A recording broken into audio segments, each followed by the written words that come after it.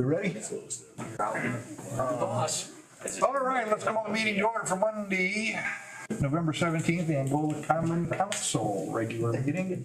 May I have a roll call, please? Councilmember Coffey. Present. Councilmember Olson. Councilmember Sharkey. Present. Councilmember Dow. Here. Councilmember McDermott. Here. Request approval of November 3rd minutes, please.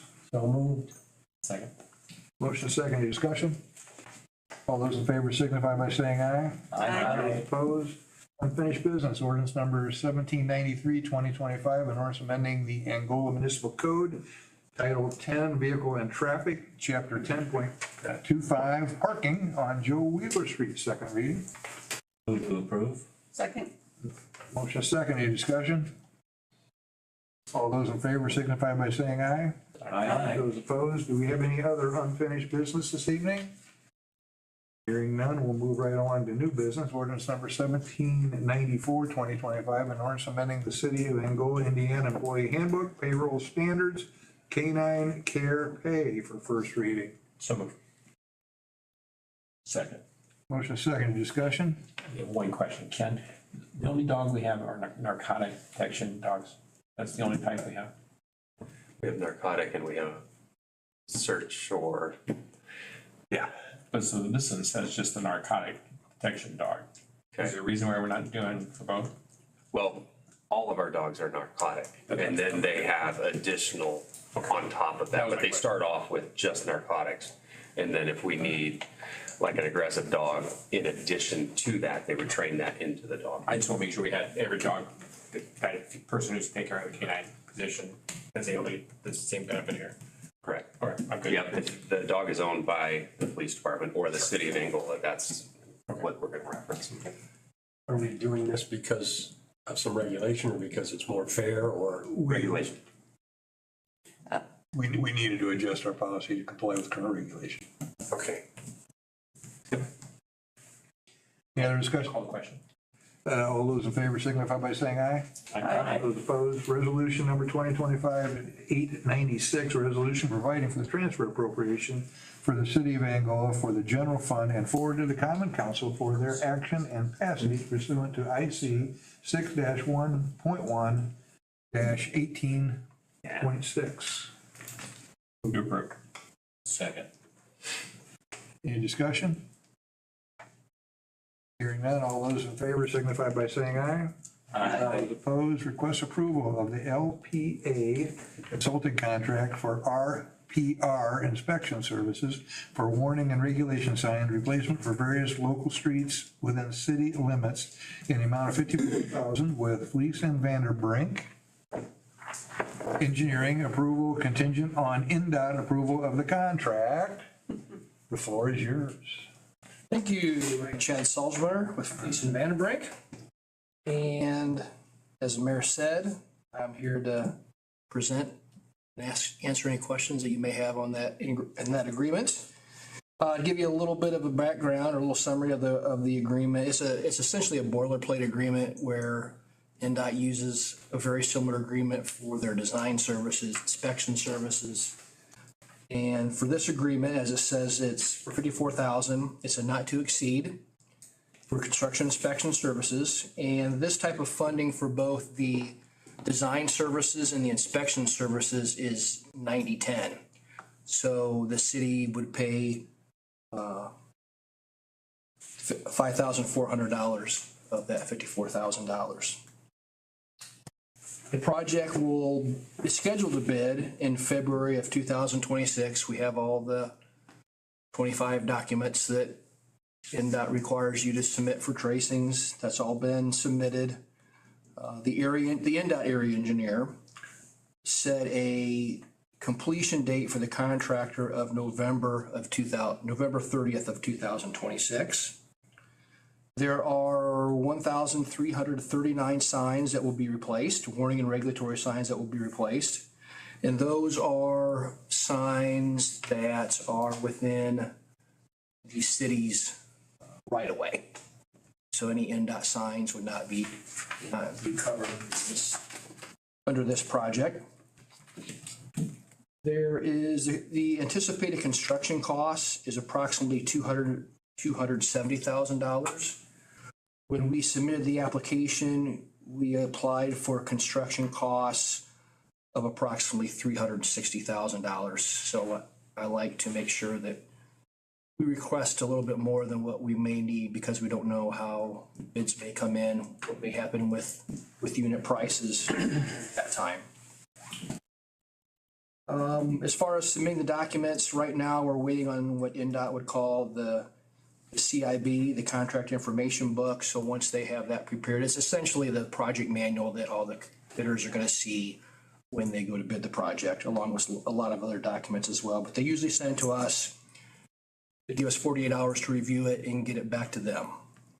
So we're still waiting on receiving that from NDOT.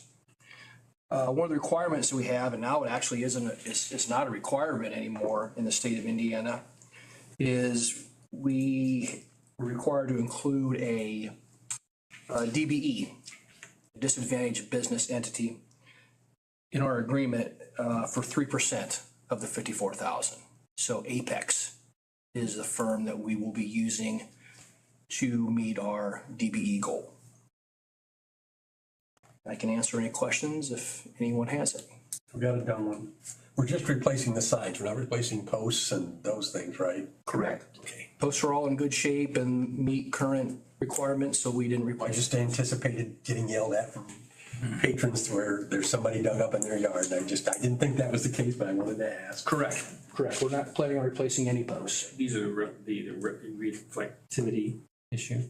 Yes. Okay. So we got a grant to meet the standards. And this is some project. Correct. Okay. So I know I've asked this question before. I'm gonna ask it again.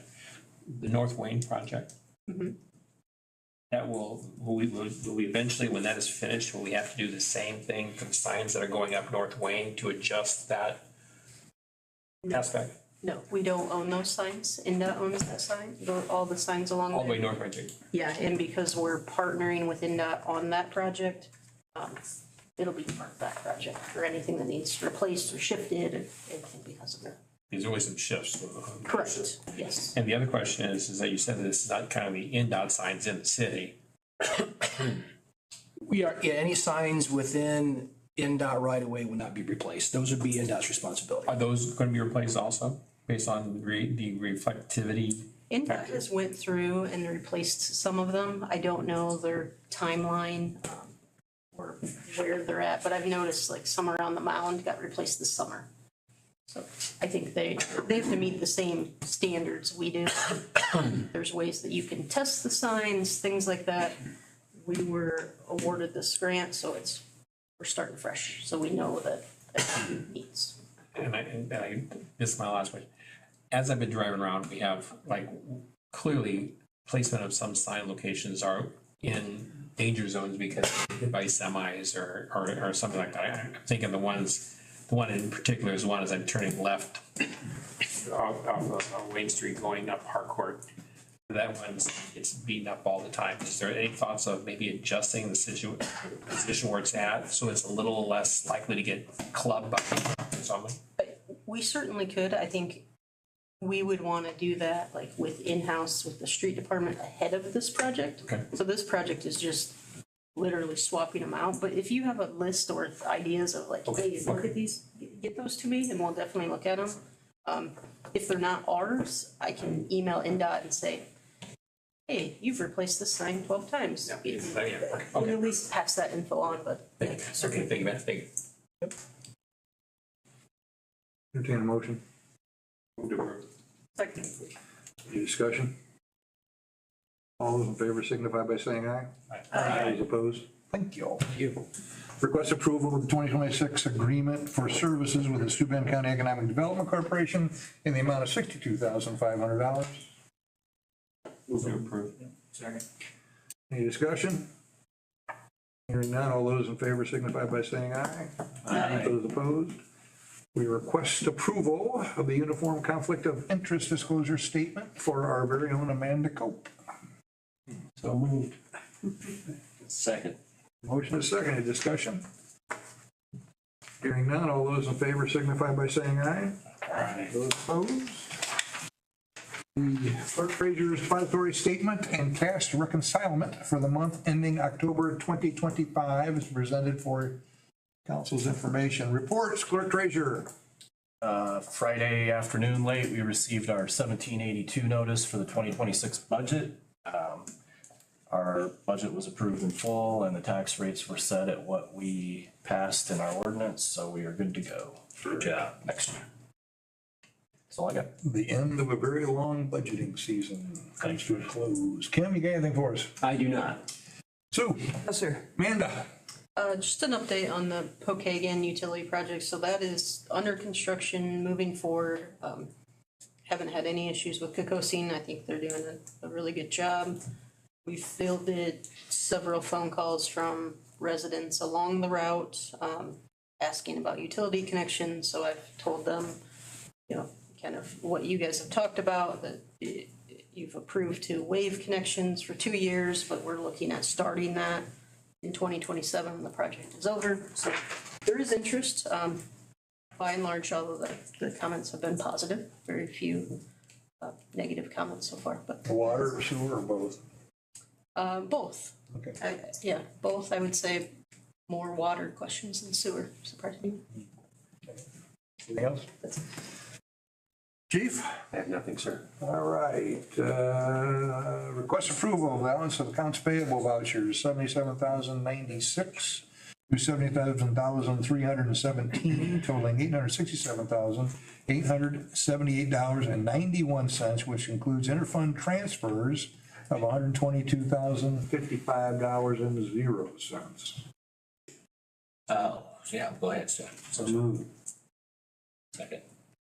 Motion second, any discussion?